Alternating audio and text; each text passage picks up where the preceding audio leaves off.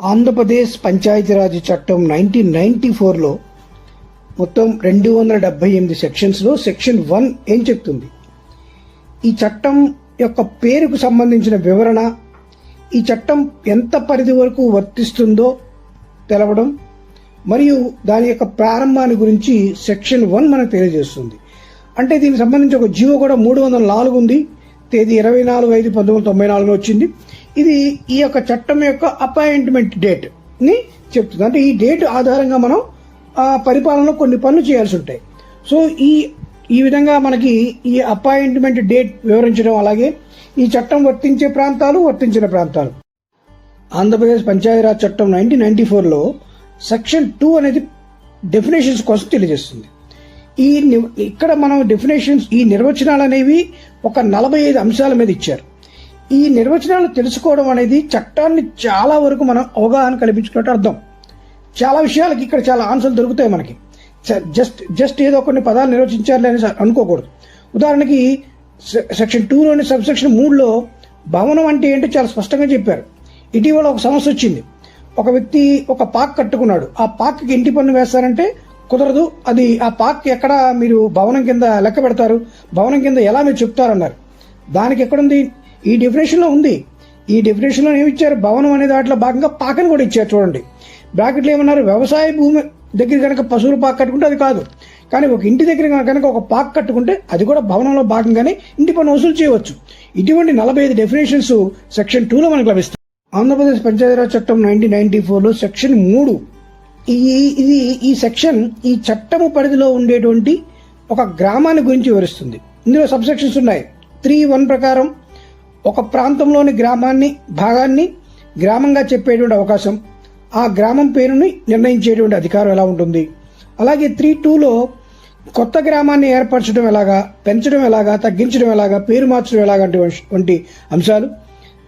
Sub section 3 ద్వారా ఉనికిలో లేకుండా పోయినటువంటి గ్రామ పంచాయతీకి చెందిన వ్యవహారాలు, అంటే గ్రామ పంచాయతీ యొక్క నిరర్ధకంగా ఉండిపోయినటువంటి ఆస్తులు, నిరర్ధకంగా ఉండిపోయిన పన్నులు, ఫీజులు, అవన్నీ కూడా ఏ విధంగా మనం క్లియర్ చేయాలి అనేటువంటి అంశాలు కూడా ఇక్కడ చెప్పడం జరిగింది. ఈ విధంగా సెక్షన్ 3 ద్వారా గ్రామాన్ని గ్రామ పంచాయతీగా ఎలా నోటిఫై చేస్తాము అనేటువంటి అంశాలు కూడా ఇందులో ఉండడం జరిగింది. దీన్ని ఎవరు నోటిఫై చేస్తారు అనేటువంటి అంశాలు కూడా. ఆంధ్రప్రదేశ్ పంచాయతీరాజ్ చట్టం 1994లో సెక్షన్ 4 ఏం చెప్తుంది? గ్రామం యొక్క పరిపాలన కొరకు గ్రామ పంచాయతీలను ఏర్పాటు చేయడం మరియు వాటికి సంబంధించినటువంటి ఒక నిగమము, అంటే ఒక నిర్దిష్టత అనేది ఎలా ఏర్పడుతున్నటువంటి అంశాలు అన్నమాట. సో ఇందులో 4(1) ద్వారా గ్రామ పంచాయతీ ఎలా ఏర్పాటు చేయాలి. ఈ 4(1)లోని గ్రామ పంచాయతీ ఏర్పాటులో భాగంగానే సెక్షన్ 143(1) ద్వారా ఒక ప్రత్యేకమైన అధికారి ఏర్పడి అతను పంచాయతీ సభ్యుల్ని, సర్పంచులు, వీళ్ళందరూ ఎన్నికను ఏర్పాటు చేయడం ఇలాంటివన్నీ ఉంటాయి. అలాగే 4(2) ద్వారా గ్రామం యొక్క పరిపాలనలో గ్రామ పంచాయతీకి ఉన్నటువంటి హక్కు ఏంటి, ఇటువంటి హక్కులు ఉంటాయి. అలాగే 4(3) ద్వారా గ్రామ పంచాయతీ గల కామన్ సీలు మరియు శాసనం ద్వారా గ్రామ పంచాయతీకి లభించేటువంటి సమర్థత, అనేకటువంటి అంశాలు. అంటే గ్రామ పంచాయతీ ఆస్తులు కలిగి ఉండడం, అలాగే ఈ ఆస్తులు ఆర్జించడము, కాంట్రాక్ట్ చేసుకోవడానికి అవకాశాలు కలిగి ఉండడం, ఇలాంటి అనేక అంశాలు గ్రామ పంచాయతీకి ఈ 4(3) సెక్షన్ ద్వారా లభిస్తాయి. సో ఈ విధంగా గ్రామ పంచాయతీ యొక్క నిర్మాణం సెక్షన్ 4. ఆంధ్రప్రదేశ్ పంచాయతీరాజ్ చట్టం 1994లోని సెక్షన్ 5 ముఖ్యంగా ఒక పట్టణాన్ని నిర్వచిస్తుంది. అంటే ఒక పట్టణాన్ని ఆంధ్రప్రదేశ్ గజెట్లో ఏ విధంగా చెప్పారు అనేటువంటి అంశాలని చెప్తుంది. అలాగే మనకి టౌన్షిప్ల గురించి కూడా 14/6/1965లో ఒక ప్రభుత్వ మెమో నెంబర్ 710 దీని ద్వారా ఏంటంటే టౌన్షిప్లు గ్రామ పంచాయతీల చట్టం కింద టౌన్షిప్లు ఏర్పాటు చేయడానికి ఉండేటువంటి మార్గదర్శక సూత్రాలు ఉండేటువంటి అంశం ఆధారంగా టౌన్షిప్ ప్రాంతాలు ఎలా ఏర్పాటు చేయవచ్చు అనే అంశాలు కూడా ఉన్నాయి.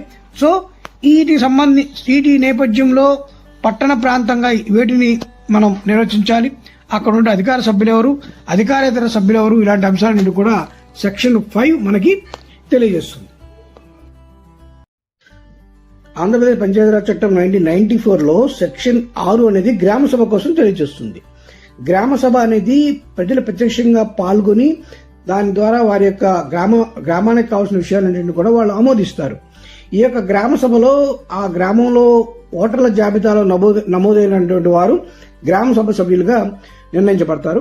ఇవి ఆంధ్రప్రదేశ్ పంచాయతీరాజ్ చట్టము మరియు భారత రాజ్యాంగం ప్రకారం ప్రతి సంవత్సరం 2 గ్రామ సభలు నిర్వహించవలసి ఉంటుంది. అయితే జిఓఎంఎస్ నెంబర్ 791 2013లో వచ్చింది. ఈ జిఓ ద్వారా ప్రతి సంవత్సరం ఖచ్చితంగా 4 గ్రామ సభలు నిర్వహించాలి. అంతకంటే ఎక్కువ నిర్వహించుకున్న ప్రాబ్లం కాదు. అంటే ఖచ్చితంగా నిర్వహించవలసిన మాత్రం 4 ఉన్నాయి. ఇంకా మన అవసరాలు తగ్గట్టుగా ప్రతిసారి కూడా మనం గ్రామ సభలు ఎన్నైనా నిర్వహించుకోవచ్చు.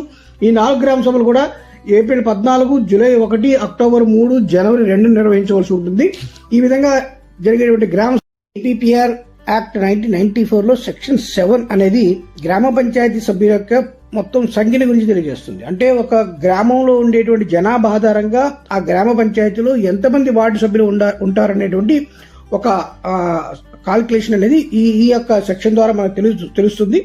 ఉదాహరణకి 300 మంది జనాభా నుంచి 15,000 వరకు ఉండేటువంటి జనాభా లెక్కన ఆధారంగా తీసుకున్నప్పుడు 5 మంది వార్డు సభ్యుల నుంచి 21 వరకు వార్డు సభ్యులు ఉండేలాగా మనకి యొక్క ఈ సెక్షన్లో వివరంగా చెప్పడం జరుగుతుంది.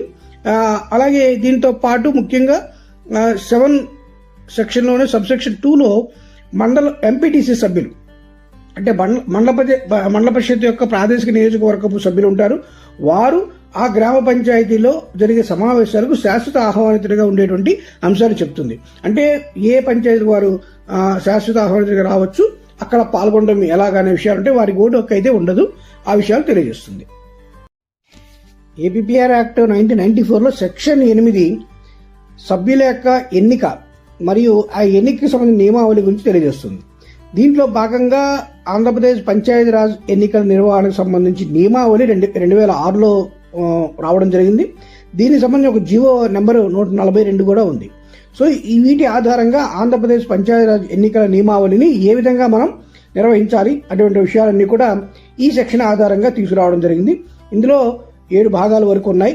ఆ యొక్క భాగాల్లో ఈ ఎన్నికలకు సంబంధించినటువంటి ప్రాథమిక అంశాలు, అలాగే సాధారణంగా ఉండేటువంటి నిబంధనలు, వీటితో పాటుగా ముఖ్యంగా ఈ ఎలక్ట్రానిక్ పోలింగ్ యంత్రాలు, అలాగే బ్యాలెట్ ద్వారా ఓటింగ్ ఏ విధంగా నిర్వహించాలి, ఇటువంటి అంశాలన్నీ కూడా మనకి ఈ యొక్క ఎన్నికల నియమావళిలో భాగంగా మనకి తెలియజేయబడతాయి. సో ఈ విధంగా సెక్షన్ 8 అనేది సభ్యులను ఎన్నుకునేటువంటి విషయంలో ఉండేటువంటి పంచాయతీరాజ్ ఎన్నికల నియమావళి తెలియజేస్తుంది. ఏపీపీఆర్ యాక్ట్ 1994లో సెక్షన్ 9 అనేది ప్రత్యేకంగా గ్రామ పంచాయతీ సభ్యుల కొరకు స్థానములను ప్రత్యేకించడం, అలాగే రిజర్వేషన్లను నిర్ణయించడం, గ్రామ పంచాయతీ, మండల ప్రజా పరిషత్, జిల్లా పరిషత్ స్థానాల పదవుల యొక్క రిజర్వేషన్ కొరకు ఉన్నటువంటి నియమాలు 2001లో వచ్చాయి. ఈ యొక్క గైడ్ లైన్స్ వీటి ఆధారంగా వచ్చినటువంటి జిఓఎంఎస్ నెంబర్ 222 2006లో వచ్చింది. 2020 సో వీటన్నిటి ద్వారా ఏంటంటే ఒక గ్రామ పంచాయతీ, మండల ప్రజా పరిషత్, జిల్లా పరిషత్ స్థాయిలో ఉండేటువంటి రిజర్వేషన్ల కొరకు ఉండేటువంటి నియమాలేంటి అనేవన్నీ కూడా ఈ యొక్క 9వ సెక్షన్ ఆధారంగా తీసుకురావడం జరిగింది. సో వీటి ఆధారంగానే ఆయా కులముల వారికి, ఆయా అలాగే మహిళలకి, వీరందరికి కూడా గ్రామ పంచాయతీ యొక్క స్థానాలలో ఏ విధంగా రిజర్వేషన్స్ మనం కేటాయించాల్సి ఉంటుంది అనేటువంటి అంశాలు ఈ 3 టైర్స్ పంచాయతీల వారీగా తెలియజేయడం జరిగింది. ఏబీపీఆర్ యాక్ట్ 1994లో సెక్షన్ 10 అనేది ముఖ్యంగా వార్డుల విభజన మరియు వార్డులకు ఓటర్లను పంపకం చేసేటువంటి విధానాన్ని తెలియజేస్తుంది. దీని ద్వారా గ్రామ పంచాయతీకి సభ్యులను ఎన్నుకునే నిమిత్తం కమిషనర్ గారు విధించినటువంటి నియమాలకు లోబడి మనం ఈ యొక్క స్థానములు ఎన్ని ఉన్నాయో వాటిని అన్ని వార్డులుగా విభజించడానికి, ఆయా వార్డులలో ఓటర్ల సంఖ్య సమానంగా ఉండేలాగా విభజించడం అనేటువంటి అంశాన్ని ఎలా చేయాలనే దాన్ని ఈ యొక్క సెక్షన్ 10 తెలియజేస్తుంది అనమాట. ఉదాహరణకి ఒక గ్రామంలో 915 మంది ఓటర్లు ఉన్నారు. సర్పంచ్ గారితో కలిపి 9 స్థానాలు ఉంటాయి. అంటే 8 వార్డులుగా దాన్ని విభజించవలసి ఉంటుంది. సో 8 వార్డులకి 915 మందిని సమానంగా ఇవ్వాలి అంటే ఒక్కొక్క దానికి 114.35 వస్తుంది. సో 35 అలా పక్కన నుంచి అన్నింటికి 114 సమానంగా పంచగా, అంటే అలా పంచితే 912 వస్తాయి. మిగతా ముగ్గురిని లాస్ట్ వార్డులో కలపాల్సి ఉంటుంది.